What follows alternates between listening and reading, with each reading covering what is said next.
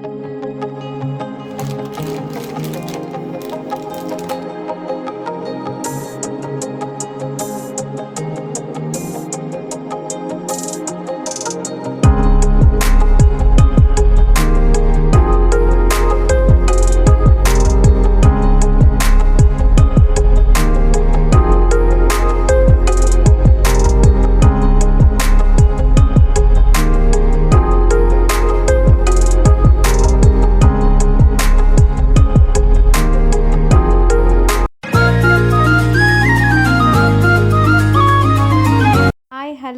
Friends, welcome back again. ಮತ್ತೊಮ್ಮೆ ನಿಮ್ಮೆಲ್ಲರಿಗೂ ಸ್ವಾಗತ.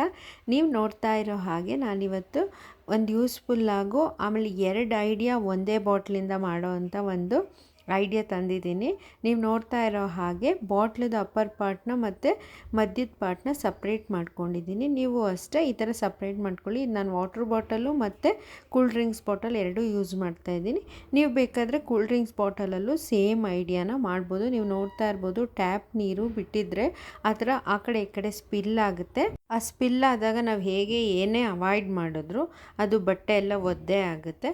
ಸೊ ಅದನ್ನು ನಾವು ಹೇಗೆ ಈಸಿಯಾಗಿ ಕ್ಲೆವರಾಗಿ ಅದನ್ನು ಏನು ಪ್ರಾಬ್ಲಮ್ ಆಗದೇ ಇರೋ ಥರ ಮಾಡ್ಕೋಬೋದು ಅಂದರೆ, ನೀವು ಈ ಥರ ಬಾಟ್ಲದ ಅಪ್ಪರ್ ಪಾರ್ಟ್ ಸಪ್ರೇಟ್ ಮಾಡ್ಕೊಂಡ್ರಲ್ಲ, ಈ ಥರ ಟ್ಯಾಪ್ಗೆ ಹಾಕೋದ್ರಿಂದ ನಿಮಗೆ ಬಟ್ಟೆ ಮೇಲೆ ನೀರು ಸಿಡಿಯೋದಿಲ್ಲ. ಆಮೇಲೆ ಆ ಕಡೆ ಈ ಕಡೆ ಎಲ್ಲ ವೆಟ್ ಆಗೋದಿಲ್ಲ.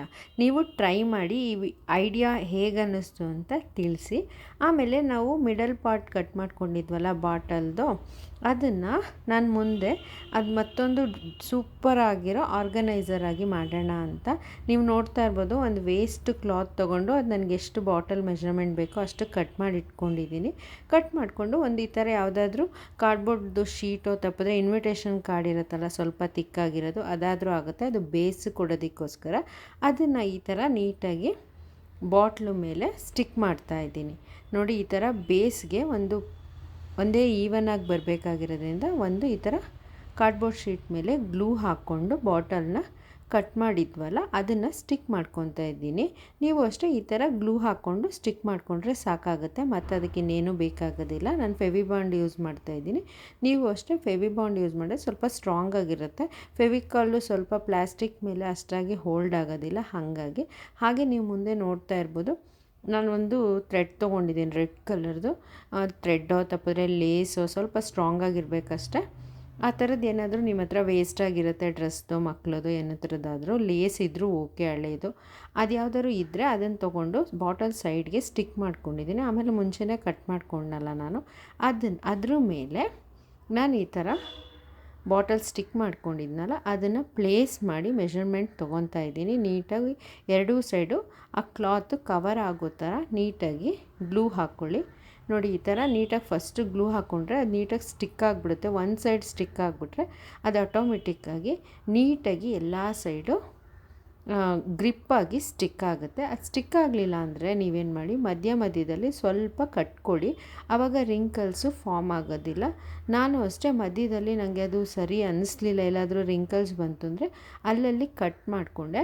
ನೀವು ಆ ಥರ ಕಟ್ ಮಾಡ್ಕೊಂಡು ಮಾಡ್ಬೋದು. ಇದೇ ಫ್ಯಾಬ್ರಿಕ್ಕು ಅಂತ ಏನಿಲ್ಲ, ವೇಸ್ಟ್ ಯಾವ ಫ್ಯಾಬ್ರಿಕ್ ಇರುತ್ತೋ ಅದರಲ್ಲಿ ನೀವು ಮಾಡ್ಬೋದು. ಕಾಟನಲ್ಲಂತೂ ಇನ್ನೂ ಸ್ಟಿಫಾಗಿ ನೀಟಾಗಿ ಬರುತ್ತೆ. ನಾನು ಆದರೆ ಗೋಲ್ಡ್ ಕಲರೇ ಮಾಡಬೇಕು ಅಂತ ಗೋಲ್ಡ್ ಕ್ಲಾತ್ನ ಯೂಸ್ ಮಾಡ್ತಾಯಿದ್ದೆ. ವೇಸ್ಟಾಗೂ ಇತ್ತು, ಅದನ್ನು ಮತ್ತೆ ರೀಯೂಸ್ ಮಾಡೋಣ ಚೆನ್ನಾಗಿದೆಯಲ್ಲ ಅಂತ ಮಾಡ್ತಾಯಿದ್ದೀನಿ. ನೀವು ಬೇಕಾದರೆ ಯಾವ್ದಾರ ಕಾಟನ್ದು ಡ್ರೆಸ್ದು ಏನಾದರೂ ಚೆನ್ನಾಗಿರುತ್ತೆ, ಇಲ್ಲ ಅದ್ರದ್ದೇನೋ ಒಂದು ಸೈಡ್ ಮಾತ್ರ ಚೆನ್ನಾಗಿರುತ್ತೆ, ಆ ಥರದ್ದು ಏನಾದರೂ ನೀವು ಯೂಸ್ ಮಾಡಿ. ಈ ಥರ ಬರೀ ಜಸ್ಟ್ ಗ್ಲೂ ಇದ್ದರೆ ಸಾಕಾಗುತ್ತೆ. ಸೂಪರ್ ಆಗಿರೋದು ಒಂದು ಆರ್ಗನೈಸರು ರೆಡಿ ಆಗುತ್ತೆ. ಇದು ತುಂಬ ಯೂಸ್ಫುಲ್ ಆಗುತ್ತೆ, ಮಲ್ಟಿಪರ್ಪಸು. ಆಮೇಲೆ ಪ್ಲಾಸ್ಟಿಕ್ ನಾವು ಆಚೆ ಹಾಕೋದಕ್ಕಿಂತ ಈ ಥರ ಯೂಸ್ ಮಾಡಿದ್ರೆ ಮನೇಲಿ ಎಷ್ಟಿದ್ರೂ ಆರ್ಗನೈಸಿಂಗಿಗೆ ಬೇಕೇ ಬೇಕಾಗುತ್ತಲ್ವ. ಸೊ ಹಾಗಾಗಿ ಇದು ಕ್ಯೂಟಾಗಿ ಒಂದು ಕಡಿಮೆ ಸ್ಪೇಸ್ ತೊಗೊಳ್ಳೋದ್ರಿಂದ ನೀವು ಮಾಡಿ ಟ್ರೈ ಮಾಡಿ. ಇದೆಲ್ಲ ಮನೇಲಿರೋದೇ ವಸ್ತು ಅಲ್ವಾ. ಸೊ ಹಾಗಾಗಿ ಈಸಿಯಾಗಿ ಮಾಡ್ಬೋದು. ಈ ಥರ ಕ್ಲಾತ್ನ ಸ್ಟಿಕ್ ಮಾಡಿಕೊಂಡ್ರೆ ಸಾಕಾಗುತ್ತೆ.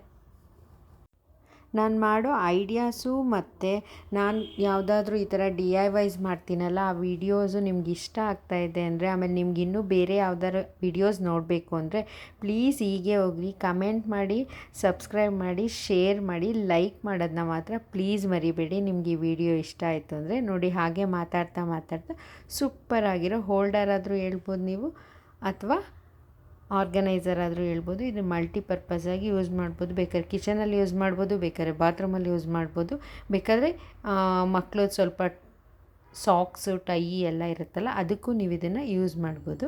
ಈ ವಿಡಿಯೋ ಹೇಗೆ ಅನ್ನಿಸ್ತು ಅಂತ ತಿಳಿಸೋದನ್ನ ಮಾತ್ರ ಮರಿಬೇಡಿ.